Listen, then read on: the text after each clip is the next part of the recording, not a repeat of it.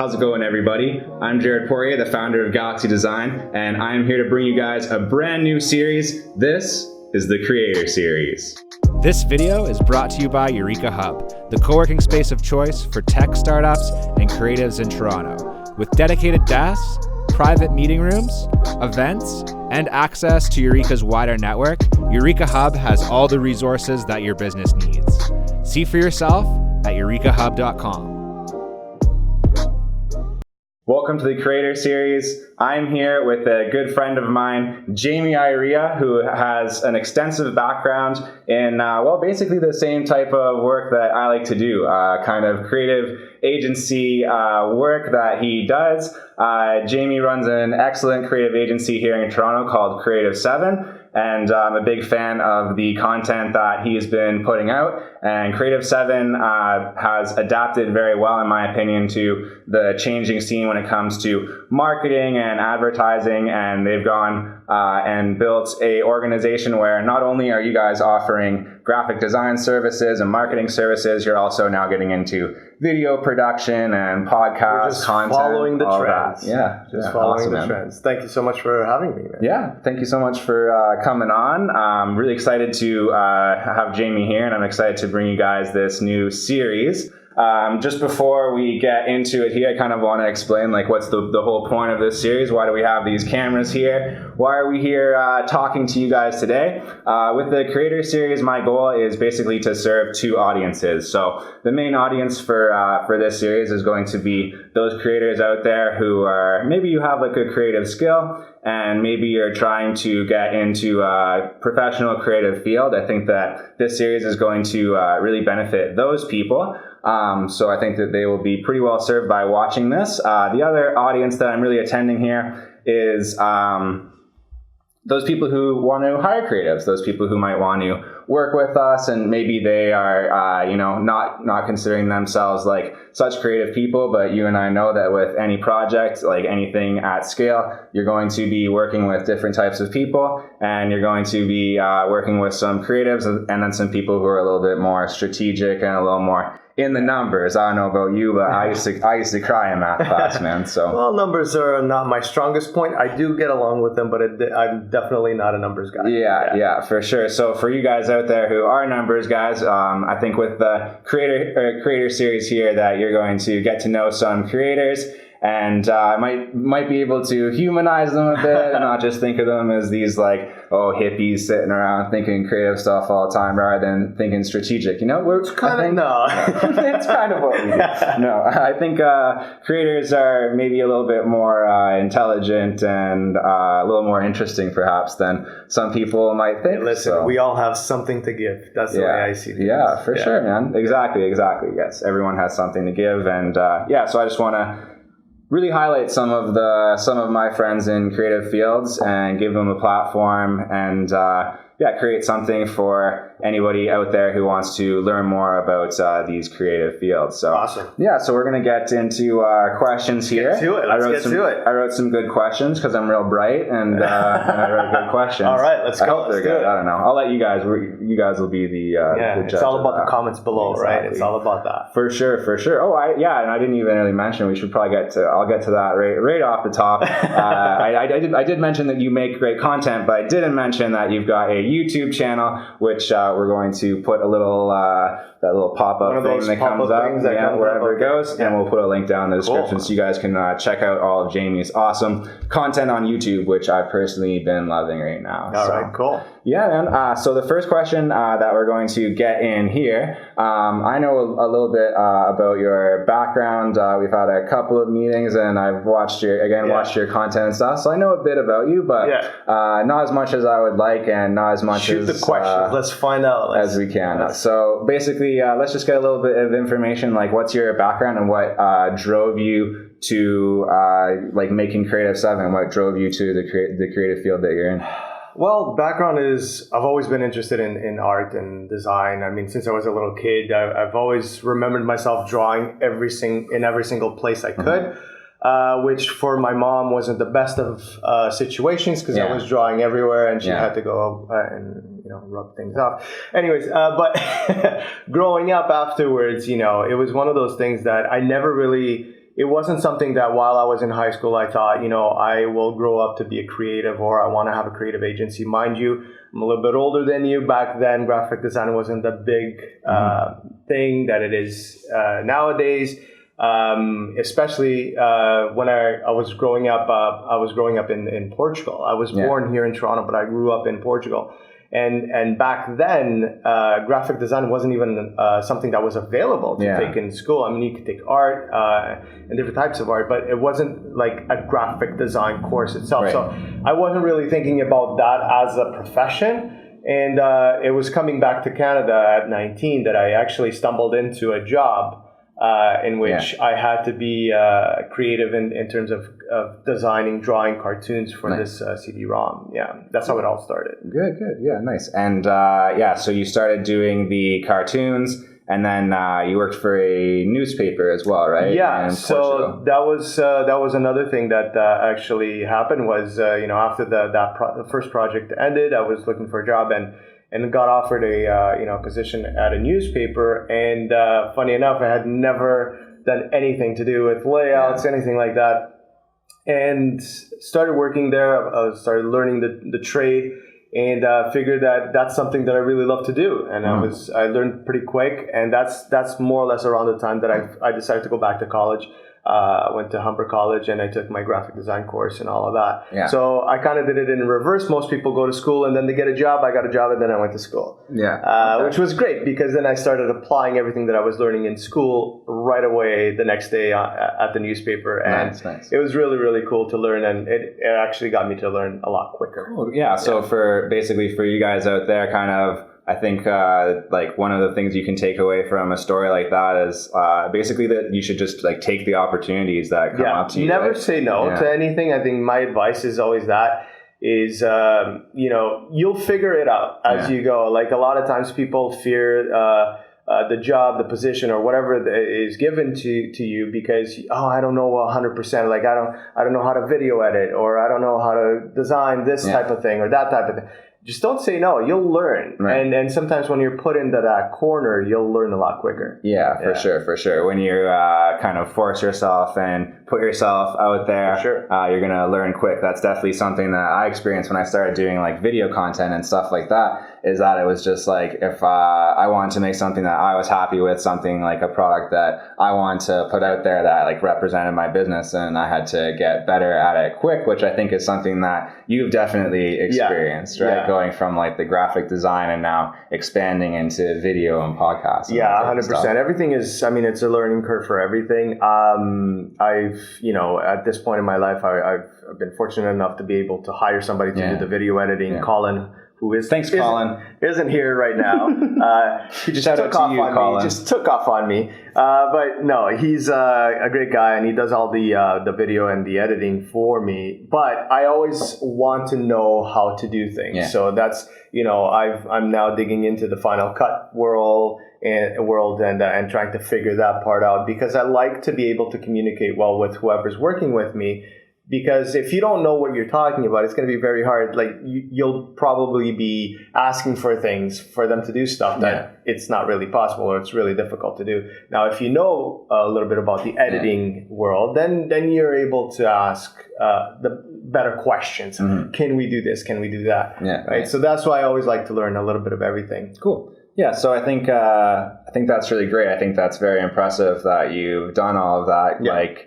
It's something that I've definitely experienced as well, as like basically as things have changed and adapted, we need to adapt as well. And like graphic design is great, but it's maybe not the most important skill anymore. It's still a valuable skill, but what I'm saying is that the way that companies are interacting now with their customers and with the world is really changing, and the way to get your message across is a lot of it is doing stuff like this, making content. Yeah, but I'm even though I bet a lot on the new things like video and audio and all that stuff, I still believe a lot in the branding side of things and the design side of things. Oh, yeah. And at the end of the day, it's really about marketing. Mm-hmm. I think the way I see things is, even if you have a personal brand, or you have a company, product, service, whatever it is, what you want to do is have a good marketing plan. Yeah. And that marketing plan has to adapt to whatever is going on in the world at that moment, right? Right now, social media, video, audio, we know the drill. Yeah. In 6 months from now, there might be, something else that comes around and you're going to have to adapt to that. And all of a sudden things change, but that's good. You got to change with times. When I started my company, I was basically a glorified graphic designer that, started implementing web design and then started implementing, printing large format stuff and then photography and video. So things evolve and you have to evolve with the times. That's the bottom line. Otherwise, you're going to stagnate. So we're really highlighting like how graphic design is still really important. So we'll stay on that point. And for people who want to get into graphic design specifically, what was it really about graphic design that appealed to you from the get-go? I mean, graphic design, obviously the creative side. I mean, at the end of the day, it's all about being creative. It's about being able to express yourself in your own way. And graphic design, it was really my gateway to do that. When clients came up to me and asked me to do a flyer, to do a magazine or whatever it was, I mean, it's always about, okay, let's grab your idea, what you want to do, and let me put my flavor into it and see what happens. And I think that's, for any creative person out there, I think that's the best outlet to do it is through, if you're a graphic designer, that's the way to go, right? For sure. Yeah, that was one of the things that that appealed to me a lot about graphic design. I've like ever since I was a little kid, I've been an artistic person, and I was always kind of trying to find a way to like do this all the time. Yeah, like this, absolutely. Like, hang out with brilliant creators like yourself and creating amazing things is what I live for, honestly. So yeah, and challenging yourself. I think that's the other thing that I always do, and I always recommend people that are in this field to do it themselves. Is let's say you're creating a poster for a band, and you create that one poster, and then one of the things I always try to do myself, and I always tell people to do that is, okay, now you've got your design, you love it. How about you try to do something that is completely different from that? Yeah. And try to do a second poster. But the rule is it needs to be 100% different from what you just did. Yeah. And that's going to get you to think a lot more, right? And get you to, okay, I was using the title like this, but now if I put it down here, or, it just gets your brain to work a little bit differently. And it's just, a nice way. That's good, man. Getting started. Yeah, I really like that. That's a tip that I think a lot of people out there are going to be able to really utilize is don't get too comfortable, right? And I'll be honest, most of the times my second version is the one that I always keep. Yeah, the second version tends to be the good one. Or the third one. You never know. Try not to go that far. Yeah. So going down that. Way too many gray hair, Jared. I can't do that. We don't have time for a third one. No time for that. That's young guy stuff. So just going down that same path here, trying to help people out who might want to get into graphic design. What are some tools that you've used to build the career that you enjoy today? Well, tools, obviously the main tools are your design. Photoshop, Illustrator. The Photoshop's Illustrator, InDesigns, and all that fun stuff. So the Adobe Suite has been basically the main suite that I've used. I know that there's a ton of other softwares out there. Probably not a ton, but quite a few other options out there. But I think it's where are you comfortable, or what are you comfortable with? I think that's the way you want to go. Going back to video editing as an example, now there's a lot of these other programs showing up, and people are just jumping into one or the other, trying them out, and that's cool. Yeah, because you can find different programs, different softwares that can just do things a little bit different, and that might be better for your creative side. So you just have to experiment a lot, I think. But for me personally, Adobe's been the main thing. Then there are other pieces of software that we've used in the office to kind of keep track of time, of the projects and things like that. We use a program, we've been using it for a while. It's called Toggle. Nice. So basically, it toggles your time, so you know how much time you've spent, how much you've gone overboard. That's one that I actually have implemented ever since Jamie told me about Toggle. I wrote that down on my phone right away. Yeah, and definitely for tracking your hours. It's nice, and then you can add your projects. So you can put a system going on with the way that you organize your projects and all that. Just keep things organized. Yeah. Cool. All right, I like that. Yeah, Toggle is a big one. Adobe Suite is a huge one. It's a huge one. Yeah. That's what I use for everything. I'm going to edit this video in Premiere. Of course. Yeah. So those are some of the basically the tools that you've used. I want to get into a little bit more of the like tactics and strategies for people. So kind of how, again, going back to that core idea of let's say hypothetically, I've got some skills in graphic design and I want to actually have that be my career. So in terms of like how I'm going to market myself, how I'm going to have like my outreach, what message I want to send, what are the real tactics here, the nitty gritty of how you do it. The tactics of marketing yourself as a designer? For sure. How to build, the tactics of going from zero to hero, Okay, zero to hero. I think the bottom line is really don't stop creating no matter what. A lot of times I think creators just stop creating because they don't have the jobs coming in or the projects are flowing in. Create your own stuff. And in a lot of cases, those projects that you're doing for a client that they really want it done in a specific way and they're happy with the product. It's a good product, but you're like, as a creative, I would have done it differently, right? But the client wanted it that way, and the client is always right. I mean, at the end of the day, that's the main rule. Very true. But that doesn't mean that on the weekend you can't grab that project and say, you know what, let me redraw this in my own way, in my own vision, and see what comes out.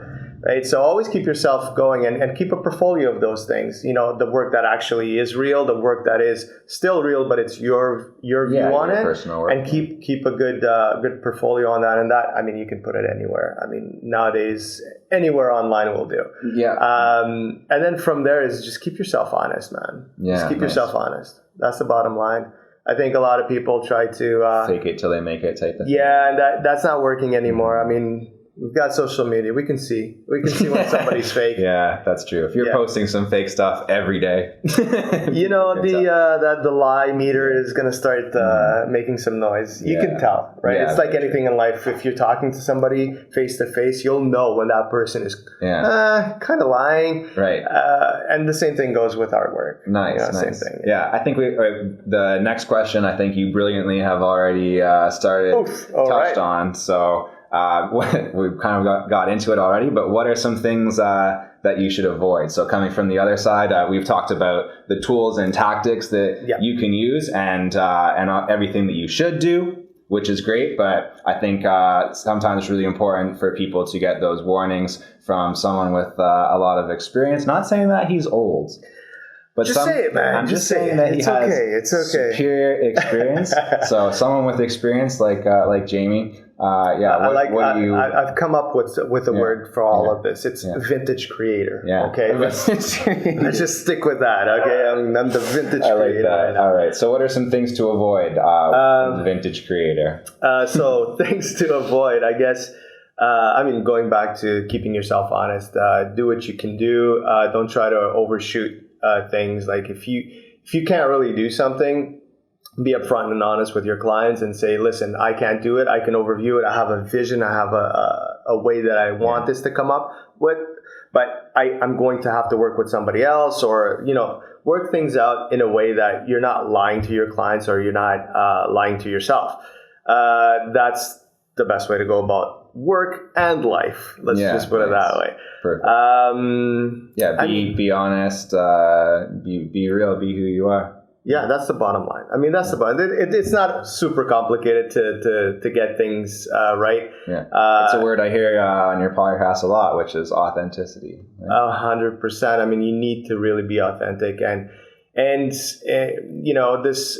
You also need to use everything that you have available to you to actually showcase the authenticity and actually showcase the fact that you're okay to share with other people as well. I think that's one of the biggest things that I've been seeing a lot of people change and in a good way is there's a lot more of sharing online. Nice. And I like that. I think that's the best way to go. Yeah, and that's one of the things that I really wanted to do with this series is allow people to share their personal stories and really get that all across. So cool. That's awesome. The next question would be, it's a heavy one. Ooh. Yeah. All right. Probably the heaviest question. I need a sip of coffee for this one. Have a sip of coffee. Well, let's go. Shoot the question. Shoot the question. Let's see what's going on. So, Jamie, what is the single most valuable thing that you offer to the world as a creator? Authenticity. Nice. Done. Easy question. Next question. It is again, and let me just go a little bit further on that, and because it is the basis of everything that I believe in. Yeah. You know, nobody's the best designer. There are a lot of designers out there, a lot of really good designers, and a lot of different ideas. Yeah. And people need to understand not everybody's perfect. And if you're authentic, you're being yourself, and your job is going to reflect that. And I think that's basically the bottom line is don't try to be somebody else. Don't try to look at other people's work. Get inspired.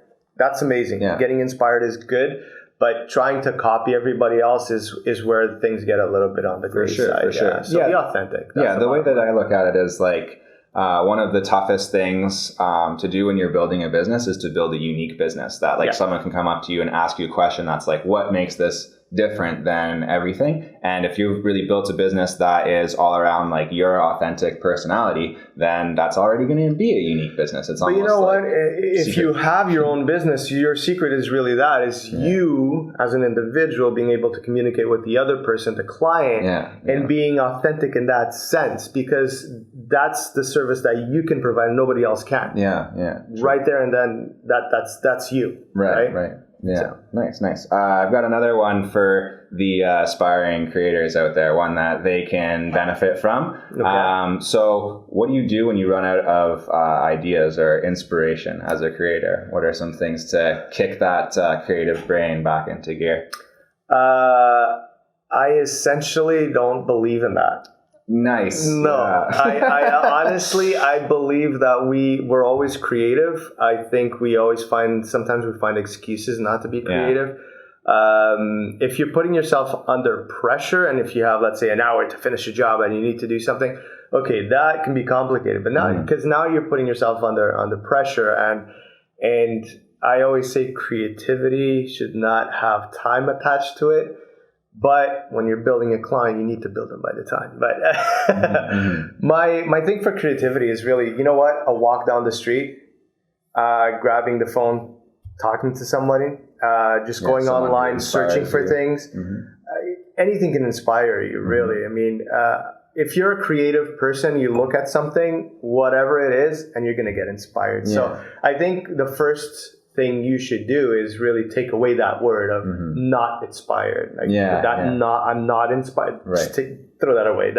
There's no point to that. I like that. Yeah. And like there's a lot of things that you can do. Like when I was thinking about that question, I was like, how would I answer this question? I think my answer would have been kind of the same, is that I can say walk through the park, look at the trees and the birds and all of that, and that can work too. I think that those things are true. I think that like I've definitely experienced this a lot, is when you're going into a project and there's something that's like frustrating you about it, some roadblock that you can't figure out. Go for a walk. Literally, go for a nap. Like leave it completely alone and come back to it later. Then your brain will actually be able to wrap around. Like you can spend 10 hours smashing your head against your computer monitor, being like, but then, you just take that minute away, come back, and you're going to have a clear Listen, my dog is the biggest fan of those moments I'm not inspired, because I'll just go out and walk him for a bit, and that's it. I'll come back, and you'll be surprised. Just go for a coffee. Go for a walk with your dog. Do something a little bit different, and you'll see that your brain will just go, okay, it'll just open up those creative spaces. Nice. Yeah. Okay, I've got one more heavy one for you. Oh, so all heavy. I like that. So, Jamie, I hope I'm doing well. You're doing amazing. Okay, You're doing amazingly. You're the best guest of the series so far. There you go. So, what's one secret about our industry, the creative industry?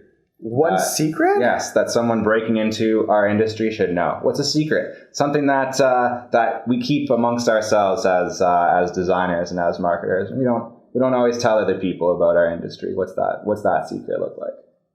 I don't have secrets. He's authentic, guys. The secret is not to have secrets. The secret, I don't know. I don't know if there is such a thing. Everybody's different, and one of the things I found when I got into the business was I felt like at that time, and we're talking 15 years ago, world was a little bit different. I think I would have to say there was a lack of sharing information from a lot of the people that were already in the business. Yeah.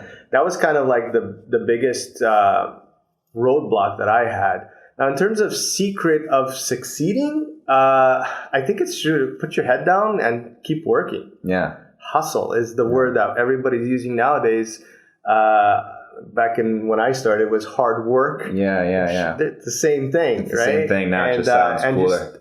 You gotta put in the hours, man. The secret is really that you gotta really love what you're doing, and secondly, you have to really understand that you need to put in the hours. That there's no way around that part, especially in the beginning.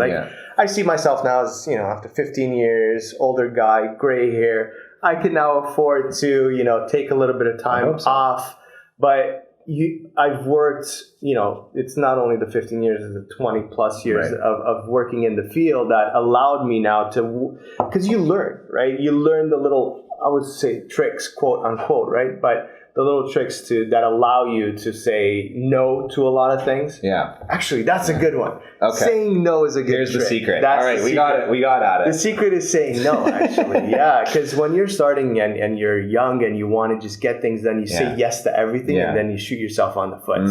Saying no means not saying right away. No, not no in that sense. It's like, I can't do your job right now. I can do it later on. Or, for sure. I really hate this job. But, there's a certain price because I need to do more than right. So work your no around it. Don't make it a hard no, but understand how to work around that. I actually really like that one because that is so many businesses fall into that at the start because you just want to provide like the best service and you just want to like impress the customer. But you end up taking on a lot of things that maybe aren't like the best thing for you. Maybe it's not the type of business that you should be in. So just decide like what is that overlap between the thing that you're best at and the thing that provides the most value, and I'd go from there, right?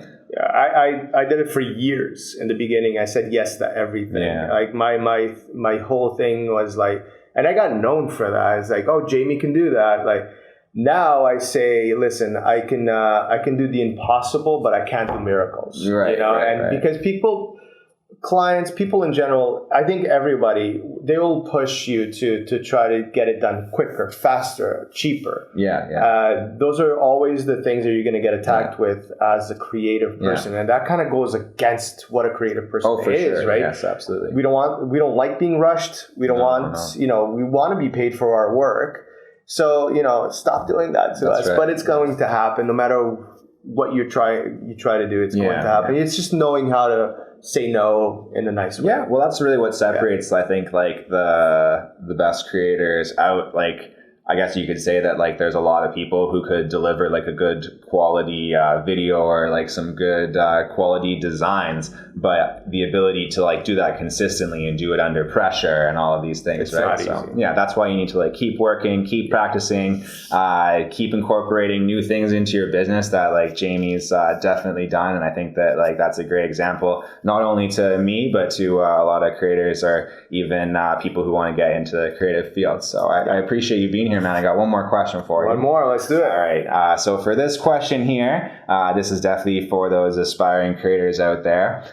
Let's say that in front of you right now, there wasn't another established designer, but someone who has a creative skill, a creative passion. Maybe they're pretty good with Photoshop and Illustrator, but they're working in a job that they're not satisfied with. What do you say to that person? What's your advice? Well, my advice, it depends. Yeah. Right. It depends on your situation, right?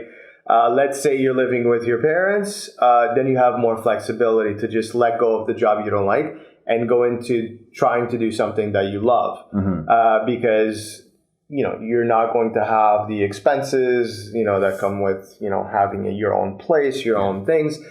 So if you do have your expenses and all of that, you need to take care of. I mean, life is life, and you can't just say, oh, let me fly around with butterflies and let's go with my dream and not get money at the end of the month, because those bills don't care about your creativity and your plans in life. The landlord doesn't care. They'll come in, and so you gotta really look at it and see your situation. But one of the things is, if you can't quit your job to do what you love, start doing what you love on the side. I mean, the day has a lot of hours, right? If you're working for someone, you're working there for 8 hours on average, right? I mean, there's still a lot of hours in the day that you can do a lot of stuff. I'm 42 years old right now. Some of those hours you were on Reddit. And I still work 12, 13, 14-hour days. So, that being said, you're always going to have 2 to 3, 4 hours a day that you can do what you love. Yeah. And then you just keep at it, because once you get better at it, you're going to see that, if people are going to start seeing your work that you're doing on the side as a good work, you'll start getting jobs for that and money for that, and then it's going to get to a tipping point where you can then let go of the job and start doing your own thing. Cool. I really like that advice, because I think that there is kind of this like false dichotomy out there that's just like, oh, you need to quit your job right now and like go full into the business. It's a strategy that might work for some people, but it's not. Again, everybody has their own situation. I wouldn't advise you to just quit everything and just do what you love. I would start tasting the waters and seeing what's out there for you. Do what you love on the side. And I think that really ties into a lot of the themes that we've really driven home here.